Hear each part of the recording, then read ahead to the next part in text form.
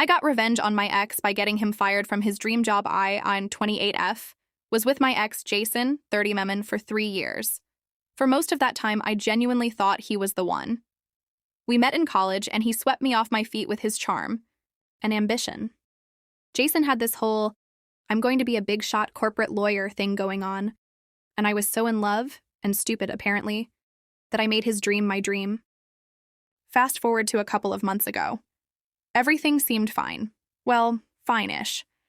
Jason was super busy with work, and I was picking up most of the slack at home, but I didn't mind. I wanted to support him, you know?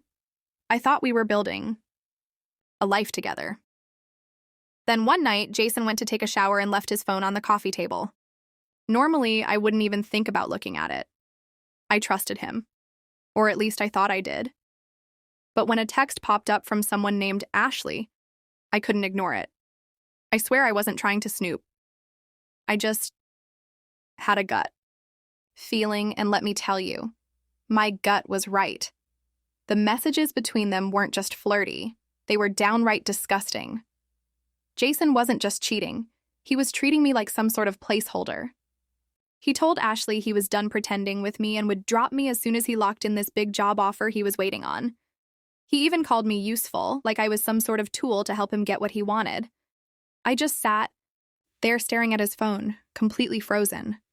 It was like the ground had been ripped out from under me. I couldn't cry, couldn't move, couldn't even think. I just kept rereading those texts, hoping somehow I was misunderstanding, even though it was crystal clear. When Jason came out of the shower, I acted like nothing was wrong. I don't know how I did it, but I kept it together. At that moment, I wasn't thinking about revenge. I was too heartbroken. But the more I thought about it, about how he used me and planned to toss me aside, the more I realized I couldn't just let him get away with it. Jason was so obsessed with his career, so laser-focused on this dream job of his, that I knew exactly how to hit him where it hurt. I wasn't just going to let him walk away unscathed. After that night, things were weird. Jason didn't notice anything was off because, honestly, he was so self-absorbed. I kept up the act, smiling, cooking dinner, listening to him ramble about his job interviews. But inside, I was seething. A part of me wanted to confront him right away, but I knew that wouldn't get me anywhere.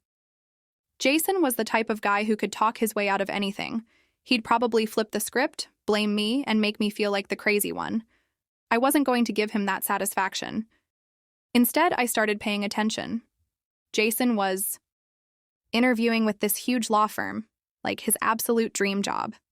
He'd been talking about it for months, how landing this position would set him up for life. Apparently the firm was super competitive, but he'd made it to the final round. And then something interesting happened. One night, while Jason was out with friends, probably Ashley, I got curious. I started going through some of the stuff he'd left lying around. I wasn't looking for anything specific, just trying to make sense of how someone I thought I knew could be such a liar. That's when I found it. An old USB drive in one of his desk drawers. Now, I know this sounds like snooping, and maybe it was, but at that point, I didn't care. I plugged it into my laptop, and what I found was, well, let's just say Jason wasn't as squeaky clean as he pretended to be. The drive had a bunch of files from his last job, including confidential client information that he definitely wasn't supposed to have. At first, I couldn't believe it. I mean, I knew Jason could be a jerk, but this was next-level shady. He'd taken these files with him when he left his last firm, probably thinking they'd give him an edge in his job search. I sat there for hours, staring at the screen, debating what to do. Part of me felt guilty even thinking about using this against him. But then I remembered those texts, the way he talked about me, like I was disposable. That's when I made my decision. If Jason wanted to treat me like I was useful, fine. I'd be useful. But not in the way he expected. As the reality of what I'd just found sank in, I felt a knot twist tighter in my stomach. Part of me was still in disbelief. I had always known Jason was selfish, but this was beyond anything I could have imagined. I'd spent months supporting him, holding up his dream while he barely noticed me. And here I was, sitting with evidence that could destroy the one thing he cared about most. I stared at the screen for what felt like hours, feeling like the weight of the decision was too much to bear. What if I was wrong? What if I was just angry and making assumptions? But then I remembered the texts, the ones where he referred to me as useful. He had already discarded me emotionally, and now I was seeing just how far he'd gone to secure his own future at my expense. I couldn't let it go. I had to do something. In that moment, I felt the bitterness inside me begin to fade. There was no longer any uncertainty. Jason had already crossed the line. He had stolen something that didn't belong to him, and I was about to return the favor. This wasn't about hurting him out of spite. It was about showing him that actions had consequences. If he wanted to play dirty, then so be it. I was going to make sure that his perfect life didn't come at my expense, but I wasn't going to just send the files off in a reckless rage. No, I was smarter than that. I had to make sure everything was airtight. The evidence had to be indisputable, something that would make his career crumble without a shadow of a doubt. I spent the next few days obsessing over the details. I researched the law firm he was interviewing with, looked up the HR contact and the person in charge of his hiring process. I even made sure to double-check the dates on the files, confirming when he had downloaded them and where they came from. The last thing I wanted was for him to weasel his way out of it by claiming it was a mistake or a misunderstanding. This had to be flawless. The guilt gnawed at me. What kind of person was I becoming? But I quickly pushed it away. I wasn't doing this because I was bitter or vengeful. I was doing this because Jason had left me no other choice. I had trusted him, and he had taken that trust and used it against me. Now I would use everything I had at my disposal to ensure he paid for what he'd done. I didn't want him to succeed. Not like this. Not with the lies, the manipulation, and the theft. He deserved to be exposed for what he really was. The plan had been set in motion, but the tension was unbearable. I spent the following days double-checking every detail, making sure the information I was about to send would not only expose Jason, but also ensure that there would be no way for him to wriggle out of the consequences. I wasn't looking for a half-baked revenge. I wanted him to feel the weight of what he had done. I wanted him to lose everything he had worked for, everything he thought he was entitled to. I decided to send an anonymous tip. There was no way I could risk my name being tied to this. Jason was still my ex, and I didn't want any chance of him coming after me, but I also couldn't leave it to chance. If I was going to do this, I had to do it right. So I wrote up a carefully worded email. Nothing too direct, but enough to make it clear that Jason had been unethical in his previous position. I didn't mention names at first. Instead, I referred to a candidate for the position he was currently interviewing for, a candidate who had stolen confidential documents from a previous employer. I included just enough of the files, along with the dates and timestamps that could link Jason to the stolen information. The evidence had to be irrefutable. The hardest part wasn't the email itself. It was the moment I hit send. The rush of adrenaline was overwhelming. My hands were shaking as I clicked the button. The seconds that passed afterward felt like an eternity, and for a brief moment I questioned everything. Was this too far? Was I really the person who would go to these lengths to punish someone for what they had done to me? But then I remembered the texts again. Jason had made it clear that I was just a means to an end. I had been there to support his career, to help him get ahead, and in return he treated me like I was disposable. No, I wasn't being petty. This wasn't some trivial act of revenge. This was justice. This was me making sure that he would never be able to walk through life unscathed by his actions. It wasn't long before the first crack in the facade appeared. I kept checking my email, my heart racing each time I saw a new notification pop up. Then, a few days later, I got the message I had been waiting for, a response from the law firm's HR department. The email was polite, but there was no mistaking the seriousness behind it. They thanked me for the information and assured me that they would be looking into it. And then, nothing. I spent the next week in a whirlwind of nerves. Was he going to find out? Was he going to realize what I had done? I barely slept, my mind racing with thoughts of him confronting me, accusing me of being vindictive and crazy. What if he found a way to weasel out of it? What if he somehow convinced the firm that it was all a mistake? But then, one afternoon, I got the news. Jason had been let go from the firm he'd dreamed of working at. They hadn't just rejected him. They'd told him flat out that his application was being withdrawn because of a serious ethical violation.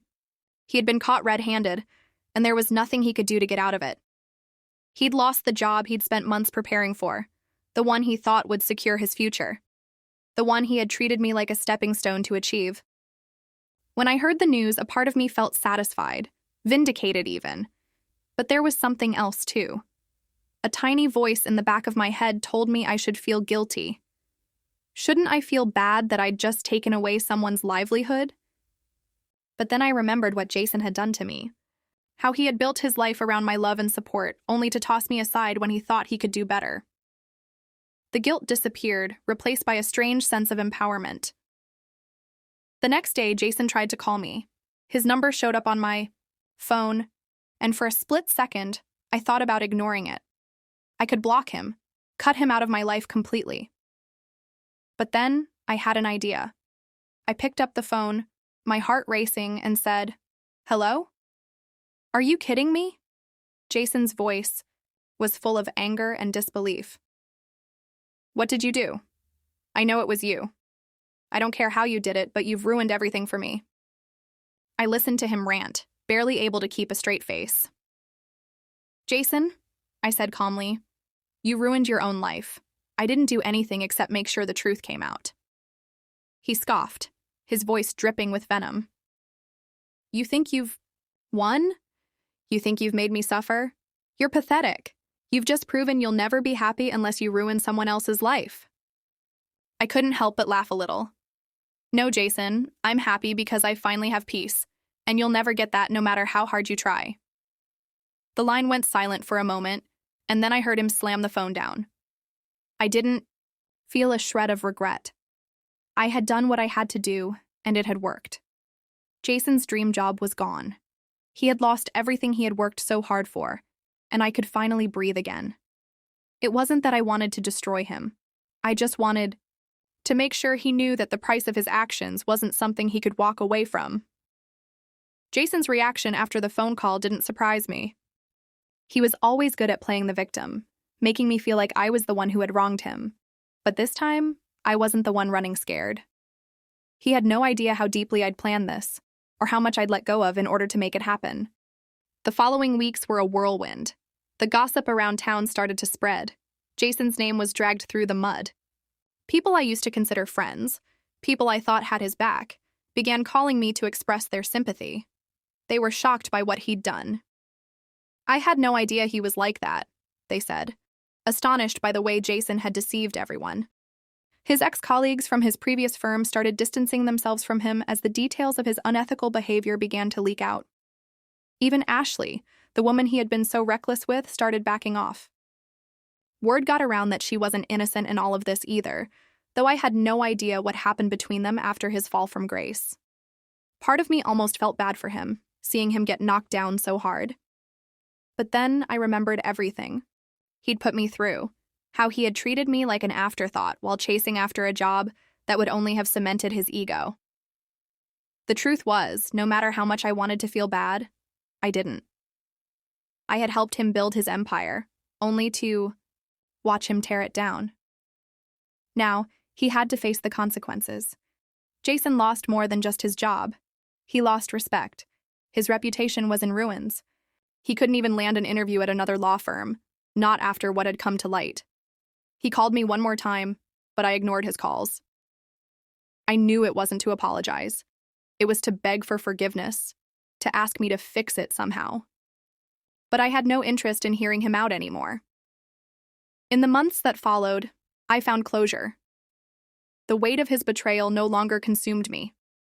I focused on my own life, on rebuilding the pieces of myself that I had neglected during our relationship. And for the first time in what felt like forever, I started to feel free. Was it cruel? Maybe. Was it justified? Absolutely. Jason had underestimated the strength I had left, and in the end, I'd shown him just how much I was capable of. I wasn't his to control anymore. I wasn't just useful. I was someone who could stand up for myself, someone who knew her worth. I don't know if Jason ever truly learned his lesson, but I did. I learned that sometimes letting go of someone isn't about forgiving them. It's about choosing yourself. And I'm choosing me every single time. So, was I wrong to take things this far, or did he deserve every bit of it?